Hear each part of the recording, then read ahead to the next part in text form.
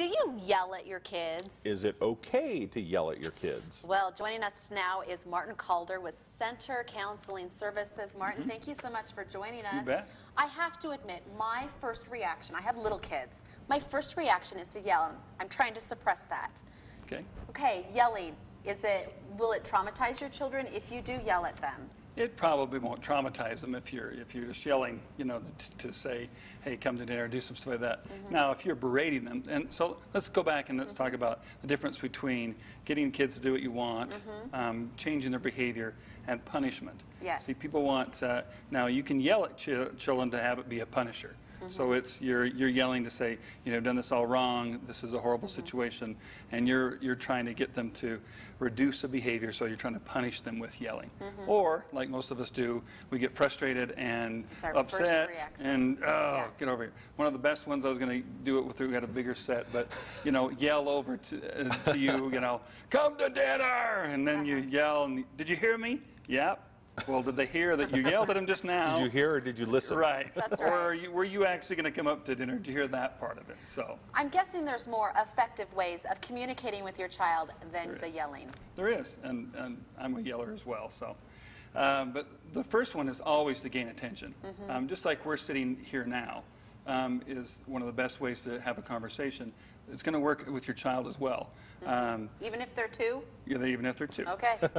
Just had to make sure. One of the things that parents, you know, I'm a pretty big guy, that they don't do enough is get on the child's level. So if I'm going to interact with my child and he's 2, I'm going to be down here talking to him, gaining his attention. Now, we're not going to have a long conversation. One of my favorite Far Side, which is back in the 70s and stuff, is this guy, and he's trying to get his dog to do something. And he's just like, Ginger, you go in the bag, you do this, and Ginger. Well, all the dog hears is Ginger. Blah, blah, blah, blah. Ginger, blah, blah, blah. So a 2-year-old's kind of about the same way as far as their attention span. So very short sentences, gain the attention, and then have it be clear exactly what you want them to do or to stop doing. Well, one thing I found is when I have yelled at the kids, it gets so they become immune to the yelling. Like they don't even notice it. And so if I feel like yelling, I have to stop, take a breath, and then move forward with what I really want to say to them. That is a great point. I mean, kids are going to do what they are conditioned to do. So if you yell and give threats and cajole, and then finally you go down and talk to them and say, okay, you're going upstairs for whatever it is, or you need to do this, they're going to wait until that last minute. And so one of the great ways to do things is actually have lower your voice even more. So whispering is always kind of a good way to gain some attention. And like I said before, is to make sure that whatever you're having them do, one, they're capable of, and that you have clear demands on what that is. And so you're not, if you're saying, okay, you need to come up and clean your room, then this is the time frames, this is when I need to have it done. And this is maybe a consequence. Not yelling to, you know, get your room done, here's what you have to do. If you don't want to clean your room, then, you know, when we won't have the brownies that Matt's making on later. That's right.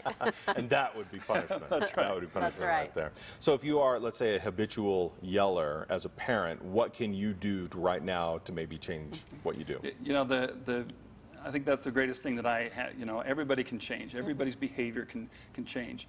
And what you really want is your child to do whatever it is, or to, you know, maybe have an experience and you're just a little frustrated. So, you know, the good 10-second rule is always good.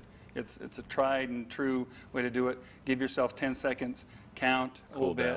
Yeah, cool down for a second, and then proceed to, and then think of what you want to say. Instead of just yelling at them, say, okay, what I want to really accomplish here that's going to make my life easier down the road, not just this immediate time. All right, Very Martin, good. thank you so much for coming on the show. We appreciate that. And as Martin mentioned, we're going to be making some brownies. Chocoholics, listen up. They're called trashy brownies, and they're guaranteed to put you in a sugar coma. Next.